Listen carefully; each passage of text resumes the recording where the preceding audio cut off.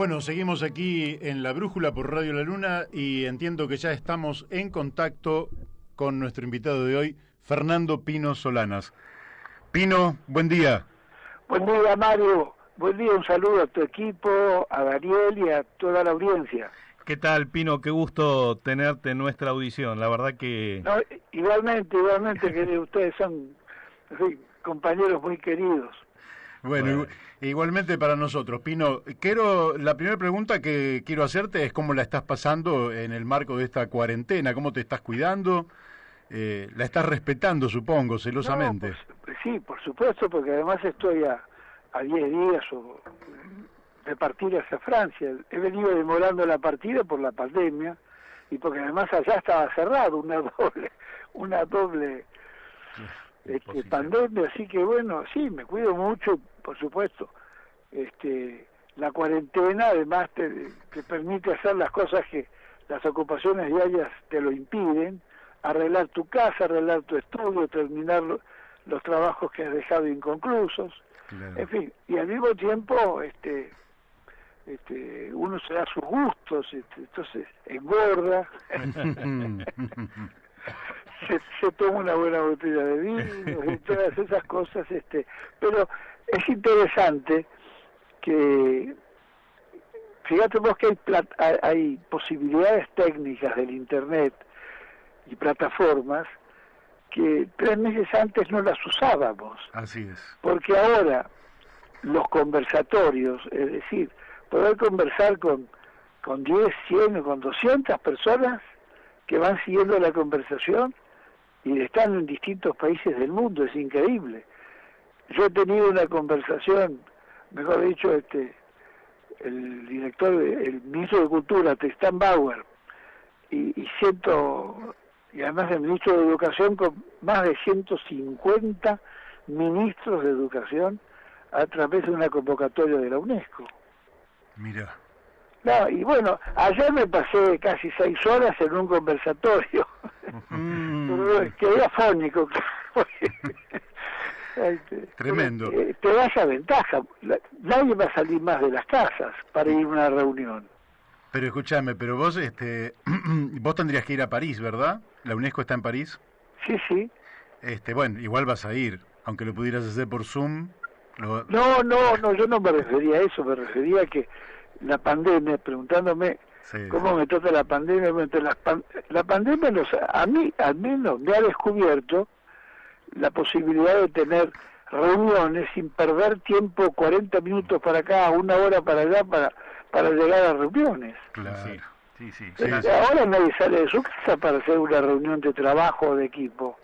Va a cambiar, van a cambiar muchos hábitos. Varias reuniones con los ministros del área con quien estoy trabajando, que con Nicolás Trota de Educación, Tristan Bauer y el ministro de Ciencia, y a través y los asesores y a través de las plataformas, así que de acá no me he movido. Muy bien. Pino, ¿cuál es tu tarea allí en la UNESCO? ¿Por qué no le contás un poquito, nos contás a nosotros y de paso a los oyentes, cuál es la tarea en la UNESCO? Bueno, cuando, digamos, la UNESCO es una organización que nació para construir puentes por la paz, por la paz y por el bienestar general de la humanidad. Son palabras del prólogo de la Constitución de la UNESCO. Claro. La UNESCO nace en noviembre del 45, a 4 meses del fin de la guerra, a 4 meses de las 2 bombas de la era del terror que se iniciaba, la del terror nuclear, claro. Nagasaki y Hiroshima. Y fíjate vos qué curioso que en la Constitución de la UNESCO y el reglamento, el prólogo, las 2 primeras páginas están dedicadas a la paz. Pero claro, se estaba saliendo de aquello. Bueno, tuvo muchas etapas esta organización, digamos, la cultura, la educación y la ciencia, como instrumentos para acrecentar el diálogo de los conflictos, para evitar cualquier enfrentamiento bélico. Han pasado 70 años. Bueno, por supuesto, no estamos ante guerras mundiales, pero estamos ante otras guerras que causan también millones de muertos como aquellas. Por un lado están las guerras de baja intensidad. Hoy tenés ejércitos sin uniforme o con uniformes indefinidos y sin banderas. Pero también tenés el tendal de muertos del genocidio, del hambre, la pobreza. Esto se ha acentuado. Lo que es el horror es que en estos 70 años no se han podido resolver los grandes conflictos o los grandes déficits de la humanidad. Es decir, estamos hablando de la repartición de la riqueza.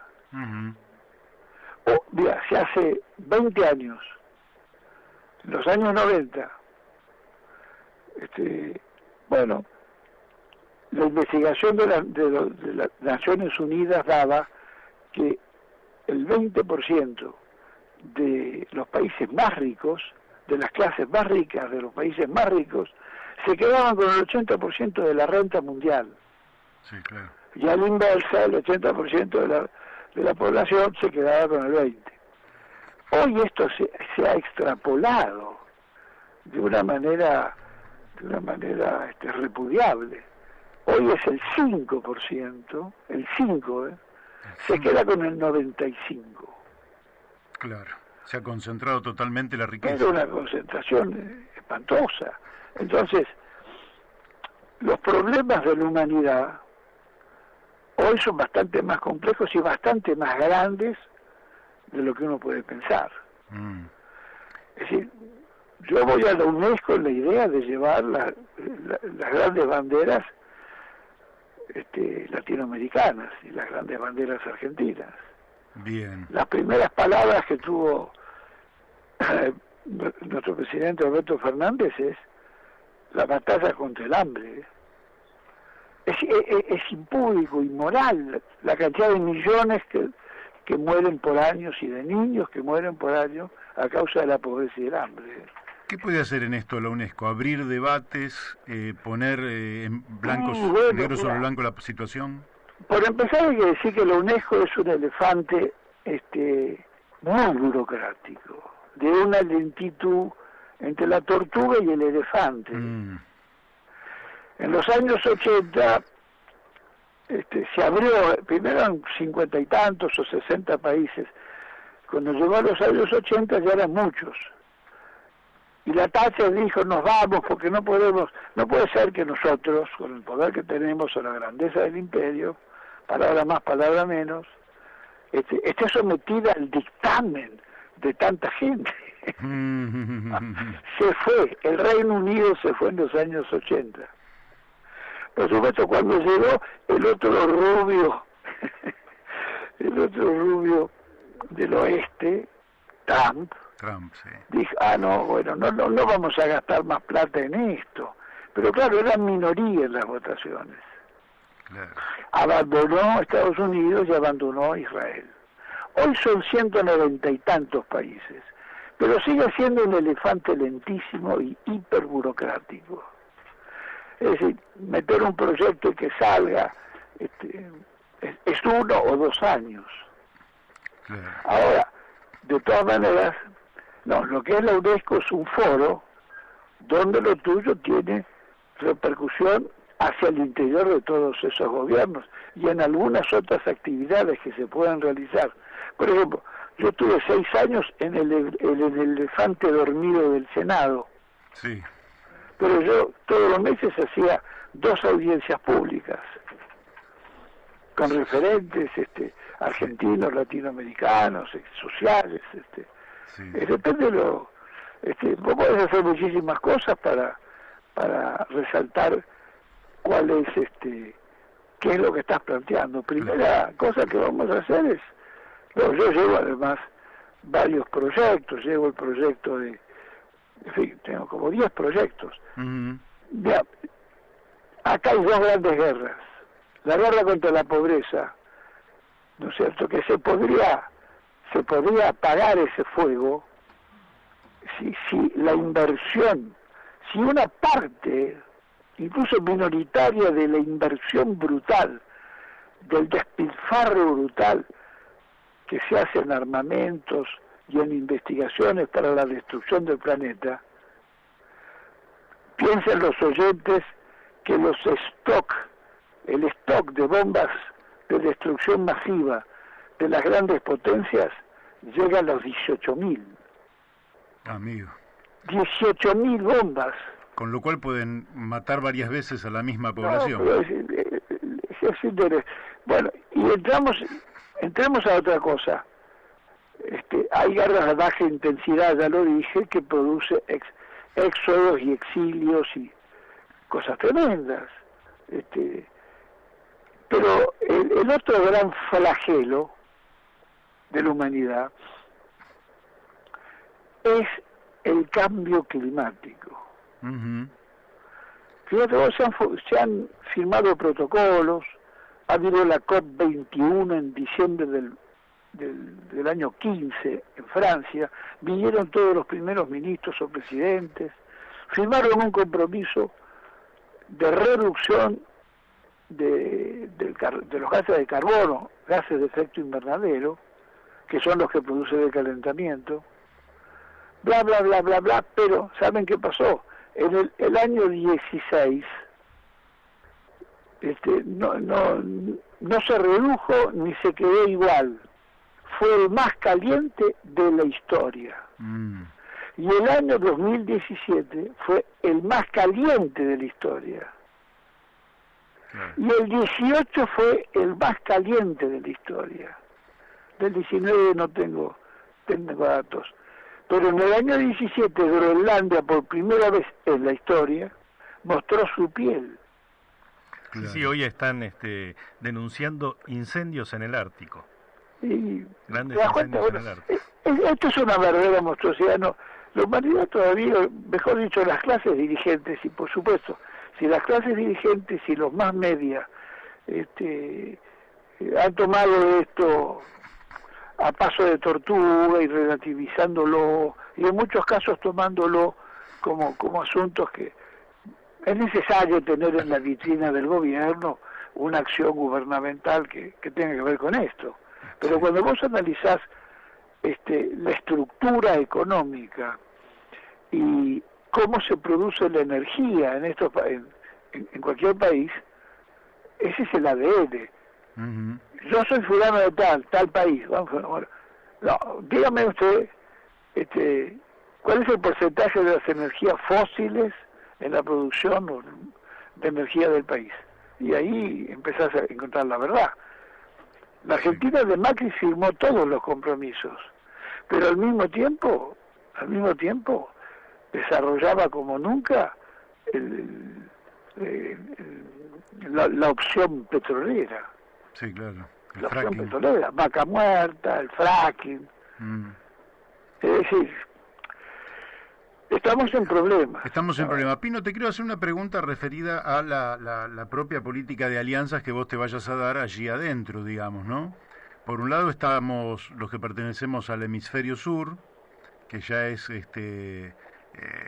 digamos, un posible lugar de entendimiento, los países básicamente de América del Sur y una parte del África también, pero también hay una política de alianzas con los países del norte y también con los movimientos sociales que en los países del norte existen. ¿Qué redes pensás trabajar en esa dirección? No, bueno, nosotros les advierto que hay un equipo uh-huh. que viene trabajando ya, en general con un equipo chico, 5 o 6 seremos en la embajada del Lauresco, y yo he estado con ellos en diciembre, de regreso de un viaje de una invitación a la India. Bueno, conocí al equipo, comparte más o menos estos criterios, así que voy a tener un buen apoyo.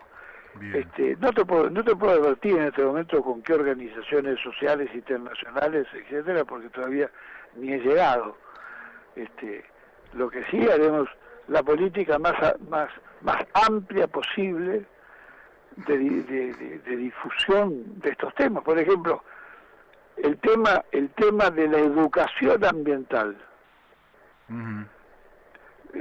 Digamos, el cambio climático no se enfrenta solamente con apagando incendios. El cambio climático, no hay cambio climático sin un cambio cultural profundo. Sí. Y ese cambio cultural profundo, nosotros estamos en el ojo de la tormenta de la civilización del petróleo, 1850 y tantos. Una civilización que, un descubrimiento, un combustible que multiplicó la comunicación, el transporte, las industrias modernas. Bueno, todo esto sí, macanudo, pero al mismo tiempo no se veía el agujero que le estaba produciendo a la capa de ozono y a tantas otras cosas. Entonces, la comprensión de un joven, de un chico, de que cada objeto que se produce, sea para la alimentación, o sea para vivir todas las cosas que necesitamos, tienen una huella ecológica. Así es. Es decir, que han necesitado una inversión de energía, y esa energía es la energía las mayores emisiones de gases de efecto invernadero. Pino, también las emisiones de metanol que producen las grandes haciendas. En el año 2014 Naomi Klein planteó, la canadiense, planteó que el encuentro, digamos, la confluencia de todos los activistas por los temas ambientales y el cambio climático iban a ser cruciales en la lucha para transformar el modo capitalista en el que estamos viviendo, y que iba a ser el punto de confluencia para una gran transformación a nivel universal. ¿Vos creés que esto es posible que se dé en algún momento? No, bueno, no, la verdad es que en fin, no me gustaría así subirme sobre. Es posible que si se dan determinadas coordenadas en determinadas circunstancias, puede ser, etcétera, pero todo esto es algo muy móvil. Efectivamente, el acelerador de partículas de la conciencia, el más fuerte de todos, es cuando se producen grandes catástrofes. La gente duerme la siesta, las dirigencias duermen la siesta. No, digo la siesta, sí. No la siesta física, sino que frente a este tema, es poco lo que se hace, porque también hay que tomar en cuenta que para cambiar esa rueda gigante que es la industria, que se ha venido transformando a través de 3 revoluciones tecnológicas, ¿me siguen? Sí. Esa rueda gigantesca, vos no podés bajar una palanca y la cambiaste, o la paraste, ¿cómo haces? No, eso tiene una inercia brutal. No, pero no es eso. Estamos de acuerdo que hay que cambiar las energías fósiles. Se acabó la electricidad producida así, producida por petróleo, por gas, etcétera.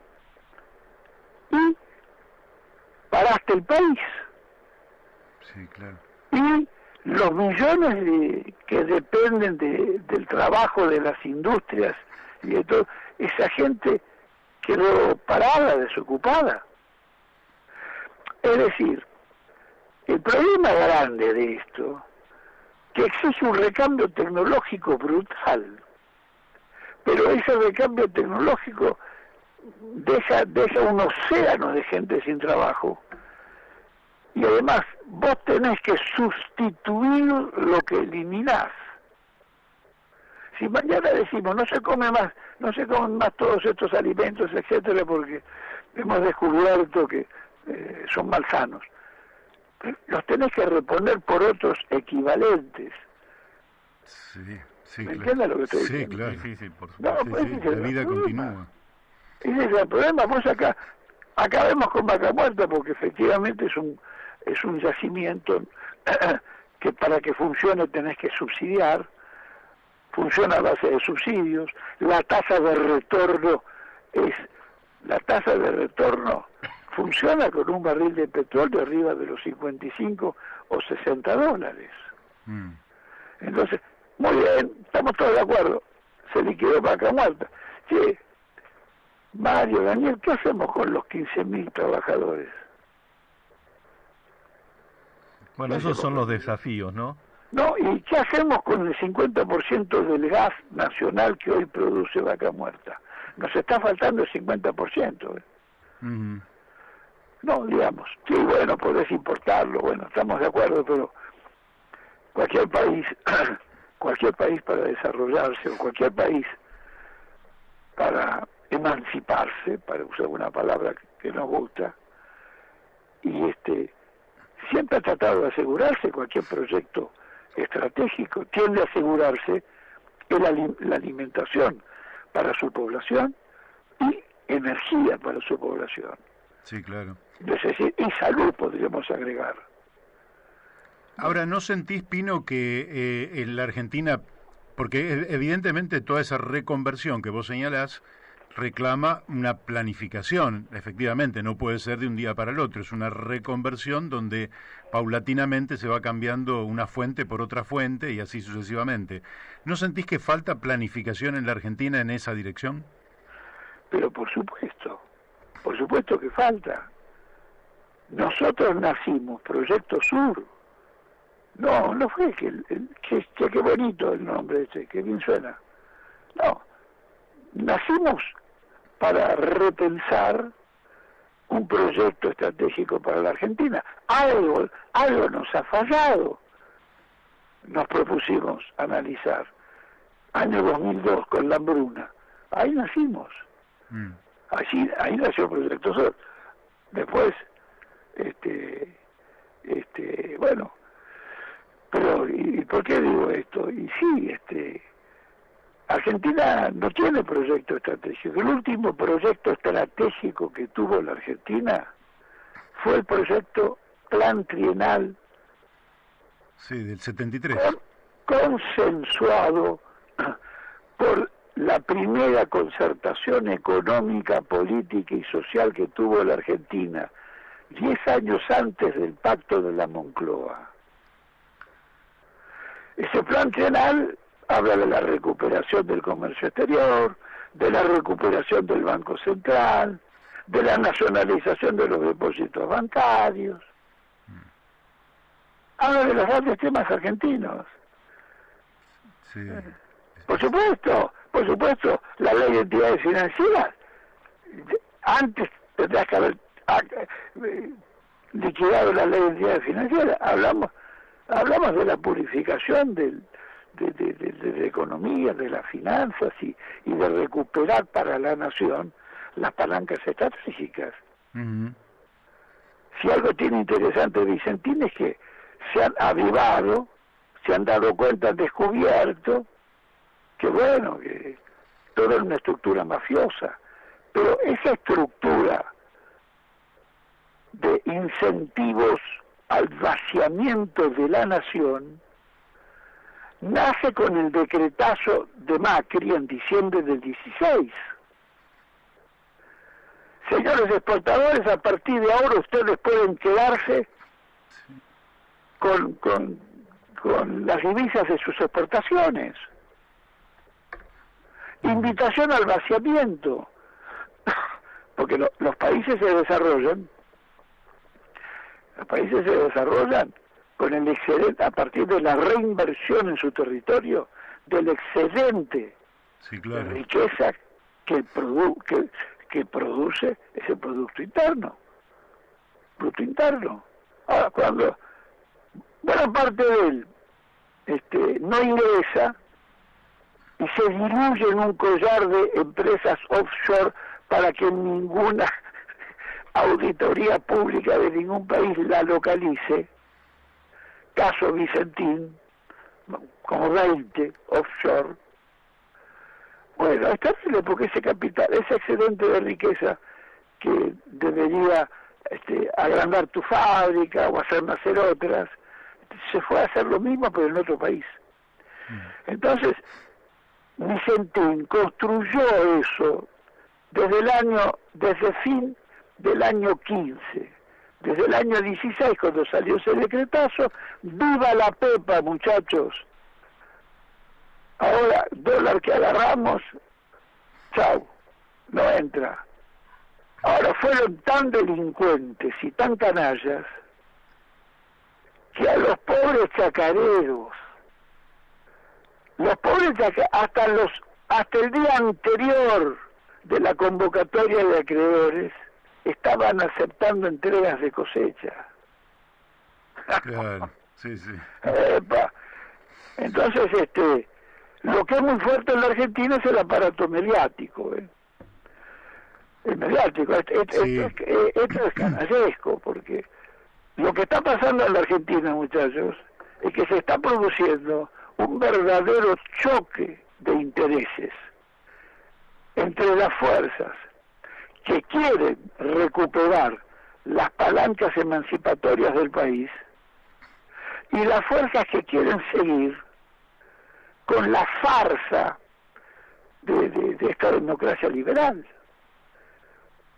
Una república liberal o neoliberal que fue de todas las repúblicas que tuvo la Argentina o puso en funcionamiento, no hubo ninguna más corrupta que esta, que nació en el año 89.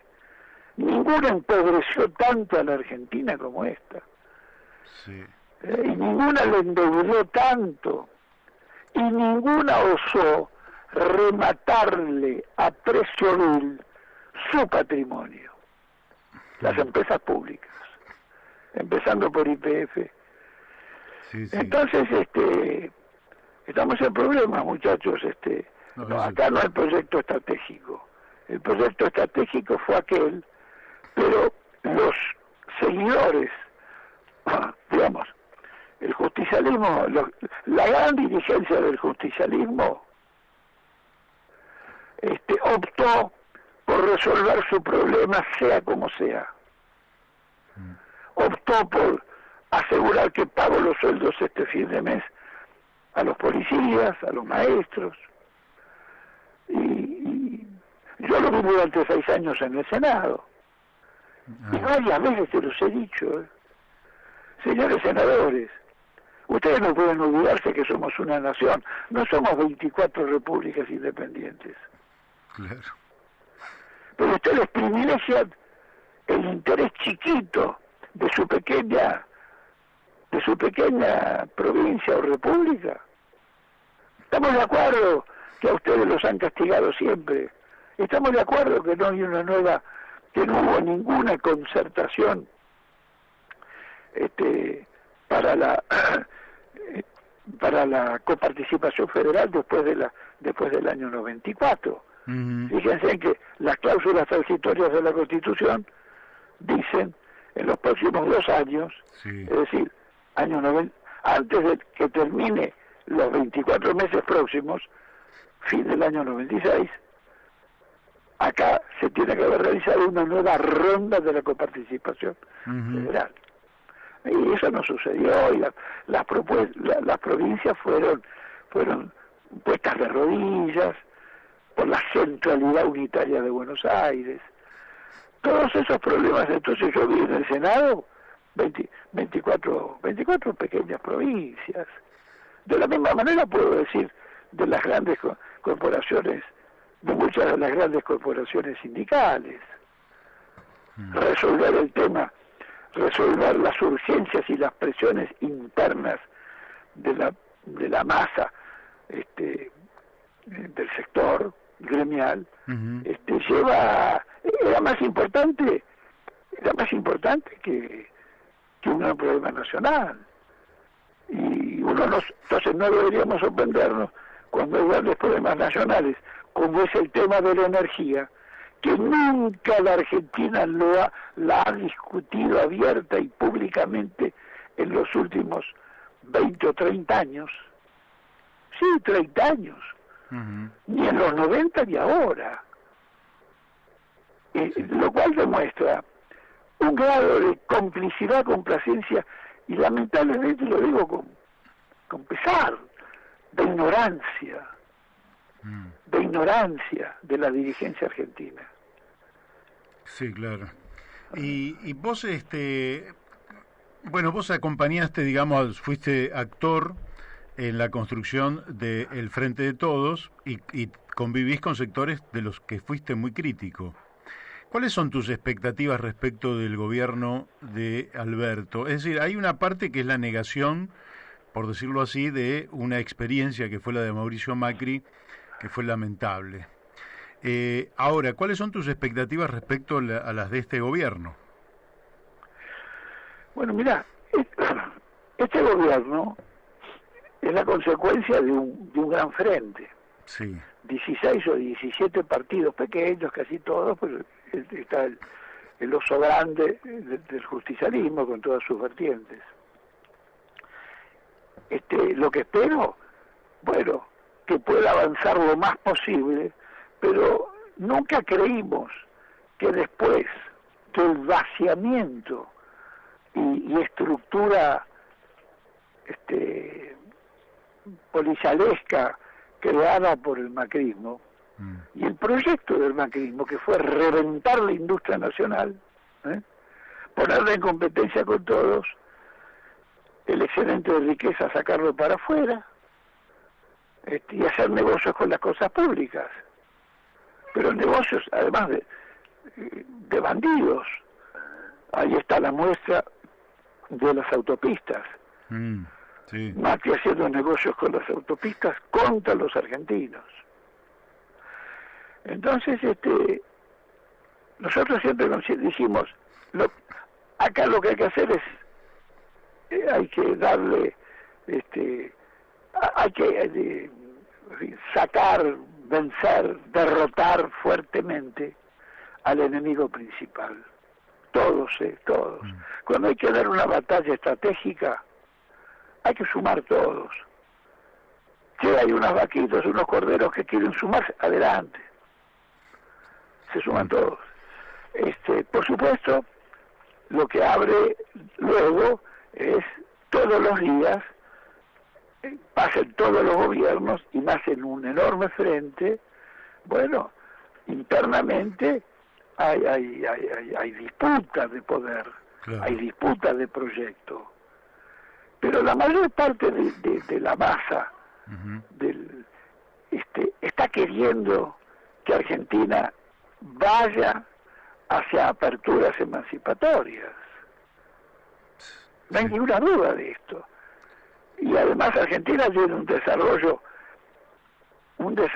extraordinario que no tienen los demás países de América Latina, que es las organizaciones sociales, las organizaciones de la economía popular. Nosotros hemos sembrado experiencias extraordinarias que van desde los derechos humanos a todas estas experiencias, las ocupaciones de tierras y creaciones de barrios, que son 40 años. Es una epopeya la de los sectores,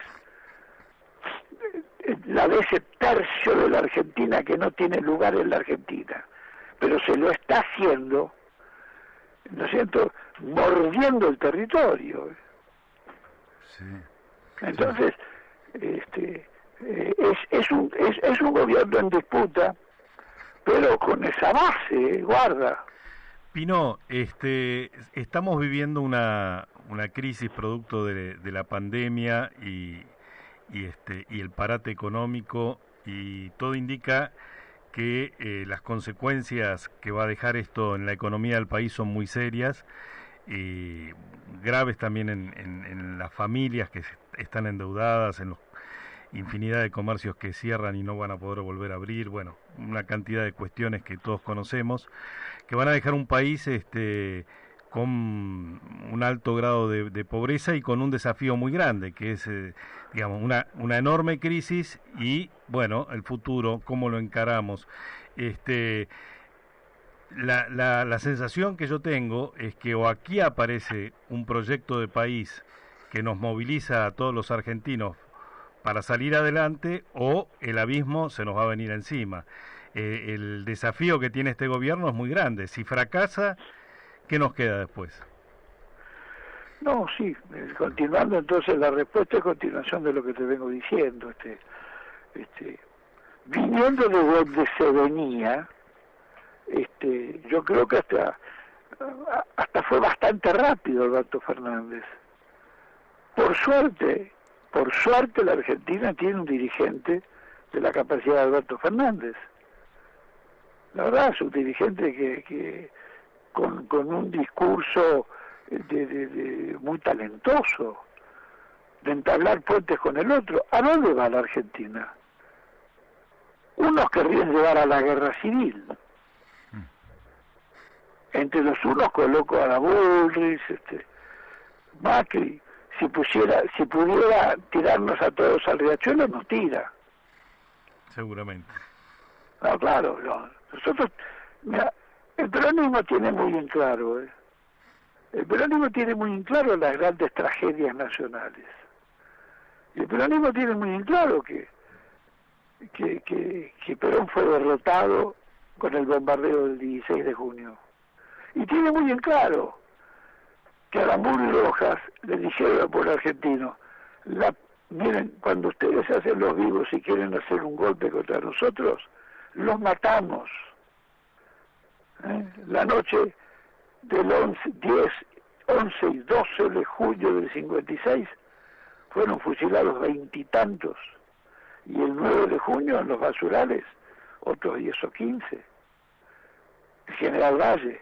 Fueron tan crueles y perversos que ni le contestaron el teléfono a la mujer de Valle que pedía hablar con la mujer de Aramburu. No, fue una cosa... La derecha en la Argentina es sangrienta, compañeros. La derecha unitaria, Es la Valle que toma preso al gobernador de la provincia de Buenos Aires, Dorrego, compañero de armas en la campaña de la independencia, y lo fusila pocas horas después. No, la derecha es terrible, la derecha está dispuesta a vender el país entero. Entonces nosotros tenemos, es decir, yo creo que no hay otra política en la Argentina que abrevar por el diálogo, el encuentro y la resolución pacífica de los conflictos. Papa Francisco básico, Sí. Papa Francisco básico, y tenemos un presidente que tiene una gran capacidad para eso. Ahora fíjense, el Estado es defraudado del pueblo argentino en 350 millones de dólares. Vicentín se los toma del Banco Nación después de saber la derrota de Macri en Las PASO. Los últimos 100 millones de dólares los levantaron en noviembre del año pasado, después de que Alberto era presidente de la Nación. ¡Epa! ¿Qué haces con eso? Expropiación. ¿Cómo no vas a expropiar eso? ¿Cómo vas a expropiar vos a estos delincuentes que se quedaron con la cosecha de 2.600, más de 2.600 chacareros? Y 7.000 empleados que no saben a dónde van. ¿Y pensás que se avanza en esa dirección? Y en este momento está, como se dice, atascado esto. Está atascado. ¿Y cómo se saca esto? Y tiene que haber una gran movilización. Tiene que expedirse el país entero. Si vamos a tolerar que un holding de 20 y tantas empresas, lo que hizo Vicentín, lo han hecho casi todos. Sí. No se habrán quedado de manera tan grosera con los créditos. Miren, muchachos, eso es una enorme disputa. Acá está en disputa todo, acá está en disputa la democratización de la información, de la ley de medios. Pero son causas que para abrirlas tiene que movilizarse la población entera. Lo más fácil es quedarse en casa. Yo no pertenezco a este partido y yo no los voté, sería la cosa. Y bueno, ese es el sueño eterno de la izquierda. Siempre correrá el arco, y por supuesto que estamos de acuerdo en esta cosa, que lleguemos a esto. Pero ellos lo ven de afuera y son la conciencia crítica. Es la comodidad, es el sofá con estufita más confortable. Entonces, el otro es pelearla, hay que pelearla. Ahora, ¿cómo contrarrestamos las movilizaciones que el conjunto mediático lanza para evitar un cambio? Ya lo vimos con Vicentín. Sí. Bueno, ¿qué se le opuso al frente? Salimos a mirar la calle, no salió nadie, no hubo manifestaciones de todo el país. Las organizaciones sociales. Ahora, ¿no te parece que el tema Vicentín se comunicó deficientemente? Es decir... No, todo eso sí, pero... digamos, porque da la impresión es decir, quedó la impresión de que se avanzaba sobre una empresa que en realidad ni siquiera, Pino, desde el punto de vista contable sería cierto, porque la empresa tiene un pasivo superior al activo, de manera que quedarte con ella no implica que hayas tomado propiedad real alguna, porque el pasivo es más grande que el activo. Sin embargo, me dio la impresión de que no se puso sobre el tapete todas estas maniobras ilegales, infames, de fuga de capitales, delictivas de este grupo económico, y hubo una parte de la población, algunos eran de derecha declarada y otros ingenuos, que salieron a defender la propiedad privada. Nosotros, lógicamente, nos hemos expresado, junto con esa solicitada que firmás vos también, en favor de la expropiación, de la intervención y de la expropiación posterior. Pero ¿no te parece que ahí falta una buena comunicación desde el Estado acerca de cuáles han sido estas actividades que vos las estás recordando? Por supuesto, Mario, por supuesto. Todos los días se cometen errores. Y por supuesto se cometieron errores serios. Estaba con un juez y salió la expropiación, estaba el concurso de acreedores, salió... En fin, todas esas cosas no fueron, pero ahora, ¿qué vamos a juzgar? Che, este árbol de peras fabuloso, que mirá, creció, está bárbaro, y no, lo vamos a juzgar negativo porque esta manzana tiene un gusano. No, digamos, por supuesto, lo que tenemos que decir, que la intención de intervenir estuvo y está. Y está. Entonces, en otras ocasiones, ni estuvo ni estaría. Sí, claro. Entonces, digamos, Pino. Estamos los que estamos en el gobierno, de alguna manera estamos representados en el gobierno y hemos hecho por este gobierno, hemos hecho muchísimo para que surja este gobierno, con áreas más felices que otras, pero no es el gobierno del cambio ya estratégico emancipatorio, que es entonces de donde se agarran los sectores de izquierda, etcétera. No falta por supuesto va a faltar, pero para hacer todos estos cambios tenemos que cambiarlos con una alternativa. Si yo bajo la palanca de esta energía no puedo dejar a oscuras el país, tengo que haber generado antes tanta energía limpia y renovable como la sucia y fósil que estoy eliminando.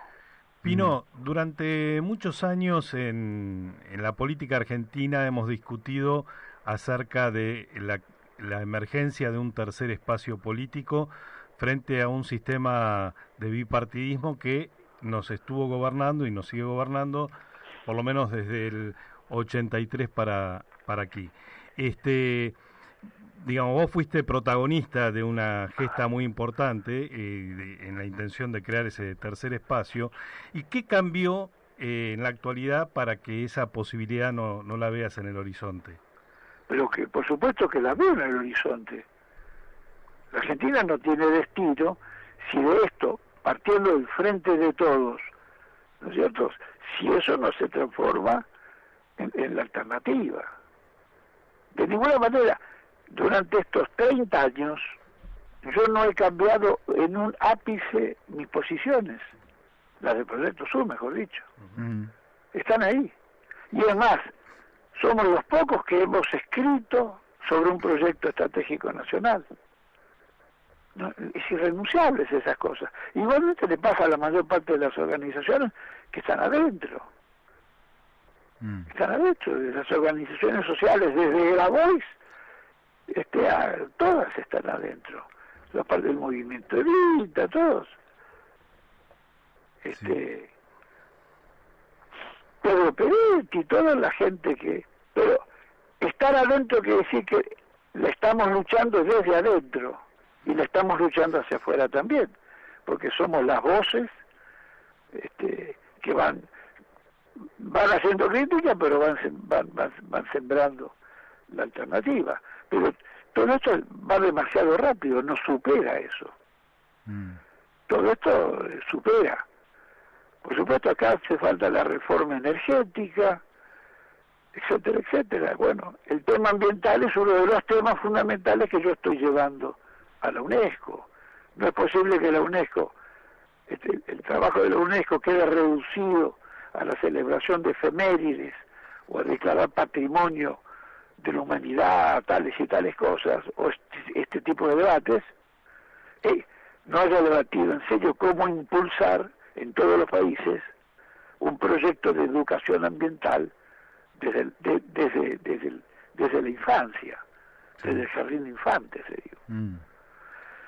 Sí, sí. Bueno, vas con grandes causas allá a Europa, realmente vas a tener mucho laburo, si se quiere.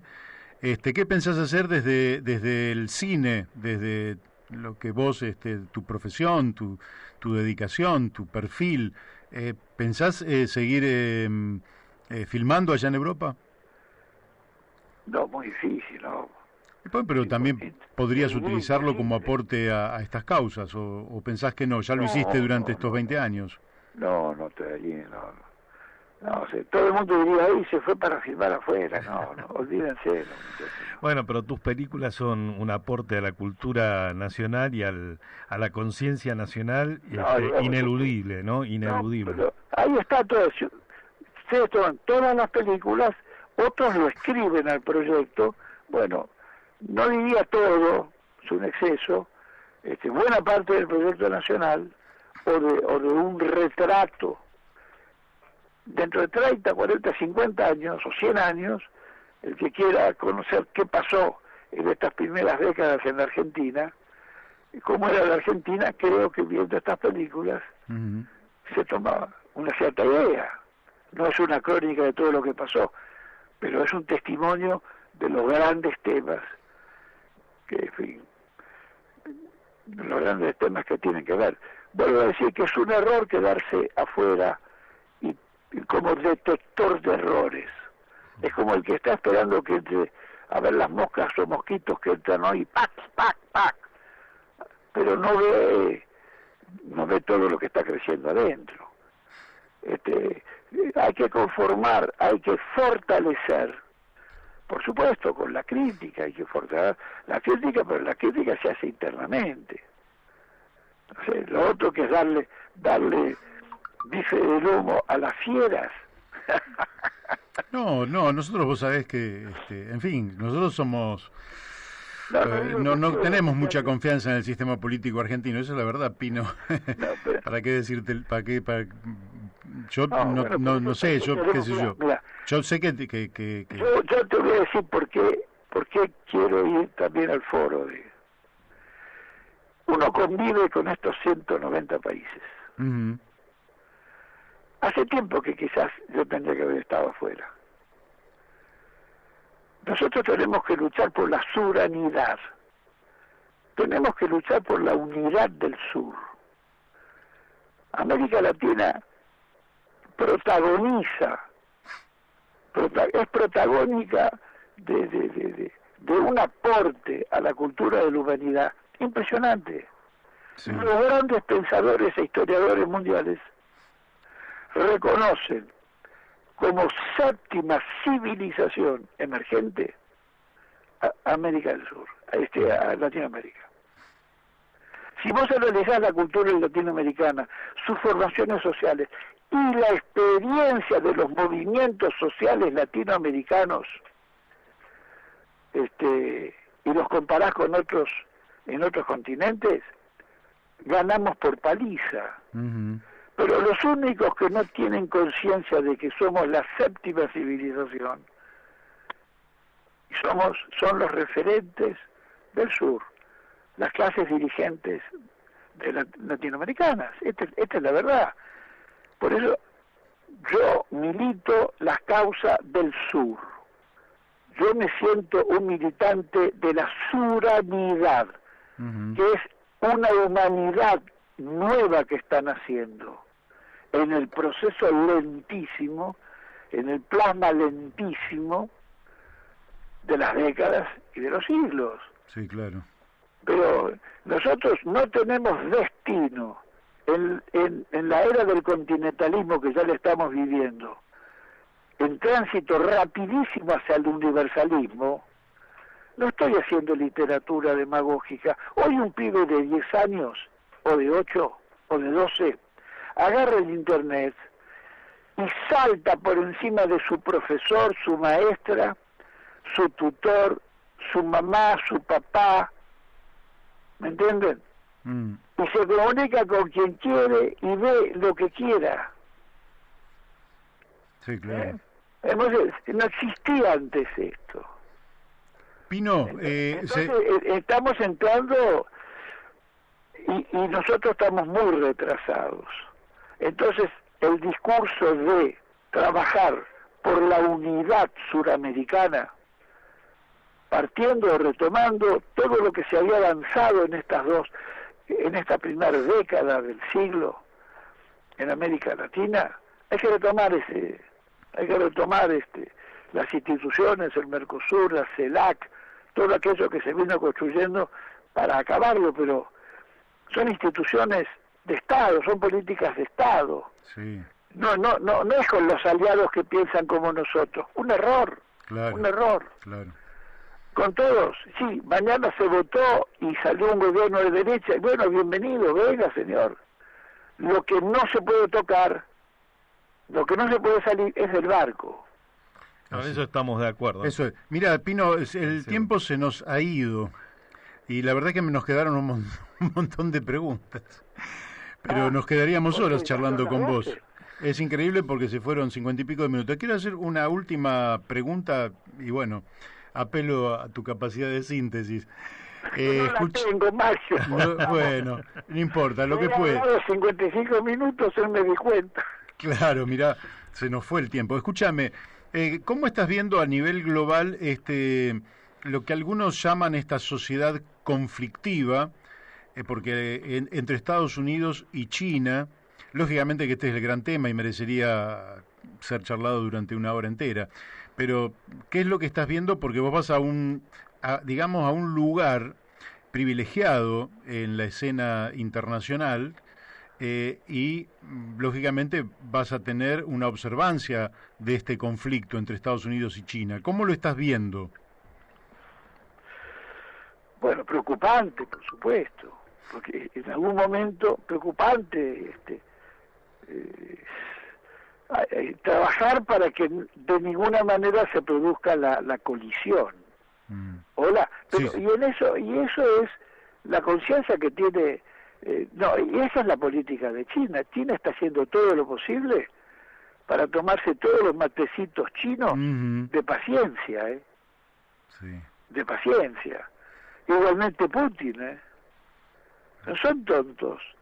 Vos le ponés la lupa a Rusia y ha surgido una generación de pensadores, filósofos,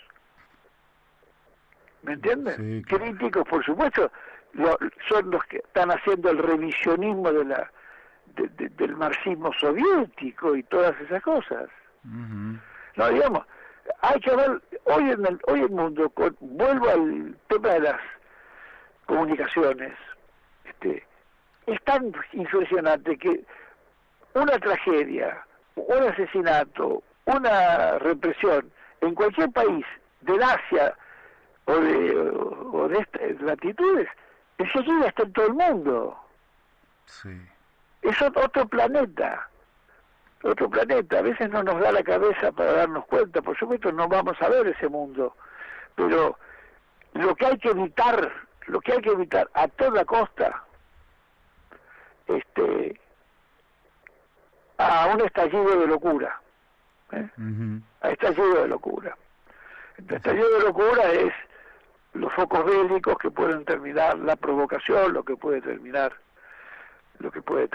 como en un bombazo, en un accidente, un bombazo, y ese es el fin de la humanidad, Sí, sí. No, mira, yo he estado en coloquios, yo era miembro de la Comisión de Defensa, estaba en coloquios internacionales, estuve en Roma en uno con un coloquio que reunió a los principales asesores de defensa de todos los países, y sobre todo las potencias. Escuchás cada discurso, y se está hablando de eso como se está hablando de preparar esta salsa, que yo la preparo mejor. No, de terror, te digo la verdad. Digamos, es como cuando ves una operación de cerebro y como dura 7, 8 horas o 9, qué sé yo. Bueno, los cirujanos están operando, pero además están contando, che, pero ¿te gustó el try que metió el partido de ayer de rugby o no? O el gol de Maradona, qué sé yo, Y uno se asombraba, porque ya es la cotidianidad del que todos los días abre un cerebro. Sí. Y la cotidianidad del que maneja los armamentos de destrucción masiva, etcétera. La disuasión. No vamos a renunciar porque es la política de la disuasión.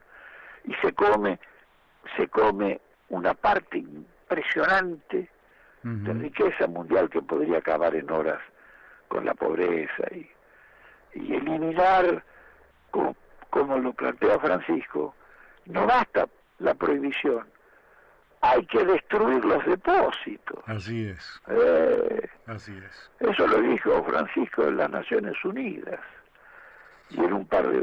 En fin, no, todo eso es preocupante, por eso yo soy militante de la paz y por supuesto del acercamiento de las naciones y de la unidad del sur, porque hoy, si no te unís en grandes continentes, en grandes conformaciones de naciones, con el piso de tener una historia en común, una cultura en común, un idioma al 80%, 70% en común, y el otro es una lengua hermana, bueno, nuestro destino es ese, nuestro destino, por eso nosotros lo vemos en que la debilidad que tenemos los que estamos en el sur es la falta de una conciencia operativa que fuerce la máquina, y no puede funcionar solo por la política, tiene que funcionar mucho por la cultura. La cultura, nosotros somos la civilización del sur. Pino, lamentablemente se nos está acabando el tiempo, en cualquier momento tenemos que ir a la tanda que está acá programada. Yo quería agradecerte enormemente esta atención que tuviste con nosotros de compartir esta hora. La verdad, Argentina va a estar muy bien representada en la UNESCO con tu participación allá, y eso nos pone muy contentos como argentinos. Te vamos a extrañar los que estamos acá porque somos amigos No, pero no va a ser así porque podemos hacer esta cuestión de los Zoom. De los Zoom. Bueno, claro. Sí. En serio, yo lo hago mira, todos los días yo hablo en Zoom o el otro, con mis colaboradores allá. Yo, quería desearte mucha suerte en este desafío que tenés ahora, y bueno, nada, rescatar esto, ¿no? La amistad y la buena fe en la política, ¿no? Que a veces podemos tener diferencias, pero te reconocemos como un valor muy importante del activo argentino. Así que, bueno, suerte en esta nueva misión y seguro que nos vas a hacer quedar bien en la UNESCO. Bueno, querido, yo les agradezco a ustedes. El agradecido soy yo porque me han dado la posibilidad de llegar a una audiencia importante y ha sido una pegada, Mario, Daniel, que hayan puesto, que hayan ejecutado un espacio, que hayan realizado un espacio como este, que es muy bueno. Sí. Es muy bueno, los he escuchado varias veces. Vuelvo a decir que hay que sumar con pensamiento, porque la mayor parte de los críticos hoy nunca se imaginaron que se pudo haber avanzado en tantas cosas como se han avanzado ahora. Si vos le preguntás a los movimientos sociales si están mejor ahora y si el rumbo, lo importante es que Alberto Fernández, con el timón va en otra dirección de lo que iba el barco antes. No, pero y será por ahora, pero no es que no lo crea. No hay ningún gobernante en la historia que haya llegado y haya querido ejecutar todo lo que piensa y todo lo que tiene que hacer al mismo tiempo y en el mismo día. Clarísimo. Pino, bueno, muchachos, te mandamos un fuerte abrazo, te deseamos lo mejor y seguimos en contacto aunque estés en París. Cómo no, querido, seguiremos. Yo apenas llegue les mandaré exactamente las coordenadas. Yo seguiré con mi mismo correo, etcétera, pero mi nuevo teléfono y cualquier cambio. Bárbaro, muy bien. Bárbaro. Quedamos en contacto. Bueno, un abrazo fuerte para ustedes y a la audiencia. Gracias. Chao. Gracias. Bueno, no hace falta decir, hemos hablado con Fernando Pino Solanas.